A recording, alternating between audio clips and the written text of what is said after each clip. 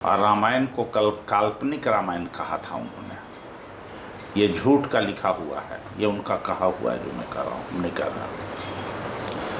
और फिर उनको जब पकड़ा लोग जब बीजेपी की तरफ चले गए तब तुरंत अस्वीकार भी किए। तुरंत तो मंत्री बनने के बाद उनको लग रहा है कि भगवान वही लोग है, भाजपा के लोग, मोदी जी भगवान हैं, क्योंकि उनकी कृपा से हो गया। डॉक्टर भीमराव अंबेडकर का संविधान नहीं होता तो जीतन मांझी नहीं बन सकते थे। जितना देश का दलित, पिछड़ा, आदिवासी है वो सब जय भीम बोल के अपने आप को अपराधी कहा गया।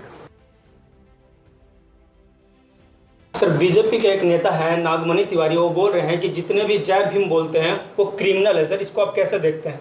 अरे हम तो क्रिमिनल हैं, अगर हम क्रिमिनल हो जाए तो मेरा भाग चमक जाएगा। अच्छा, हमारा भाग्य चमक जाएगा जब मैं अपराधी हो जाऊंगा जय भीम बोलने के कारण।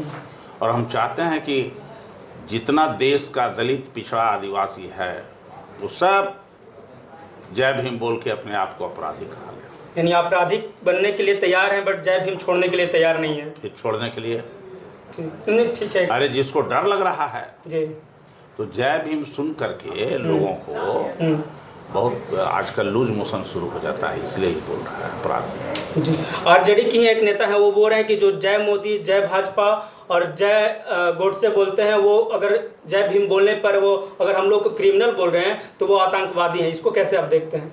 कौन क्या बोला हमसे? उदाहरण देने के लिए माने दूसरे का। जीतन राम मांझी जी बोल रहे हैं कि वक्फ बोर्ड जो विरोध कर रहे हैं ना वो सारे हैं जो कठमुल्ले हैं। कैसे देखते हैं इसको?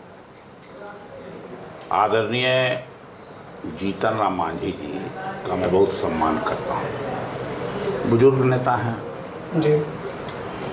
तो जब उम्र हो जाती है 80 के बाद तो कभी कभी मिजाज उनका गड़बड़ा जाता है। बैठ जाइए आप। और भूलने उलने भी लगता है आदमी, जैसे हमारे मुख्यमंत्री जी गड़बड़ाए हुए हैं ना, वैसे ही आजकल जीतन राम मांझी जी गड़बड़ा गए, इसलिए उनको ये सब दिखाई पड़ रहा है।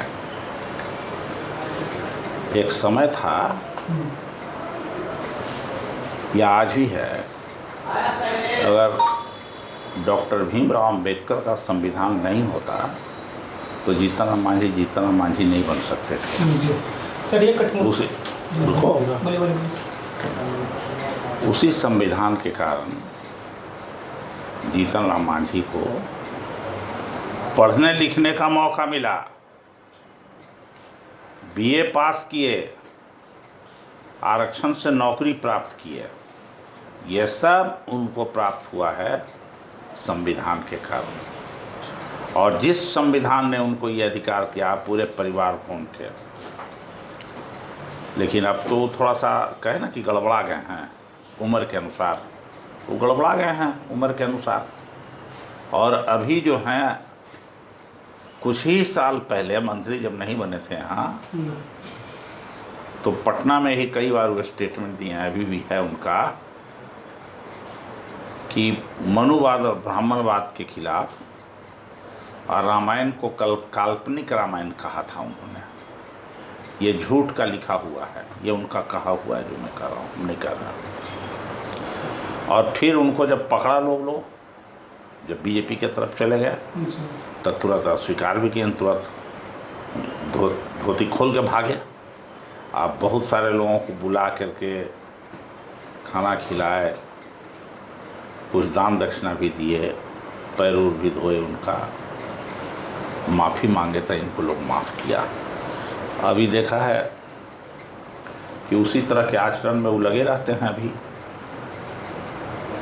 तो उसी का परिणाम है। चूँकि उसी से हो गए दिल्ली में मंत्री, तो मंत्री बनने के बाद उनको लग रहा है कि भगवान वही लोग है, भाजपा के लोग, मोदी जी भगवान हैं, क्योंकि उनकी कृपा से हो गया। अब पीछे से उनका बेटा जो है उनको इंजेक्शन देते रहता है छुट्टी काट के, यही बोलिए तो बेचारे बोल देते हैं। वैसे आदमी गड़बड़ नहीं है, ठीक है।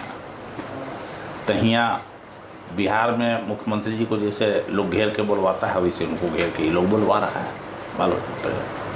और जो कठमुल्ला वो बोल रहे हैं जिस संविधान ने जीतन राम मांझी को अधिकार दिया, समानता का अधिकार, जिसके कारण वो पढ़ाई लिखाई किया और मंत्री बने और एमएलए बने, जिसे, और उसी संविधान ने भारत में को सेकुलर स्टेट घोषित किया, जिसमें कि सभी लोगों को समान अधिकार है, सभी धर्मावलंबियों को। तो आज तो जो अल्पसंख्यकों के खिलाफ बोलने का मतलब है भारत के संविधान का विरोध करना, डॉक्टर भीमराव अंबेडकर के संविधान का विरोध करना, डॉक्टर भीमराव अंबेडकर का अपमान करना, ये है। और ये वक्फ बोर्ड बिल पर बोल रहे हैं, अरे वो तो ज्ञानी आदमी है, पढ़े लिखे आदमी है।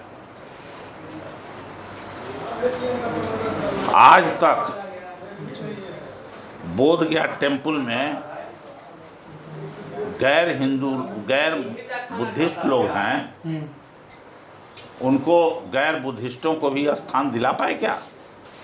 उसमें हिंदू का भी मैनेजमेंट कमेटी में है, तथाकथित नाम, आंदोलन चल रहा है, उसके बारे में एक शब्द आज तक नहीं वो बोले।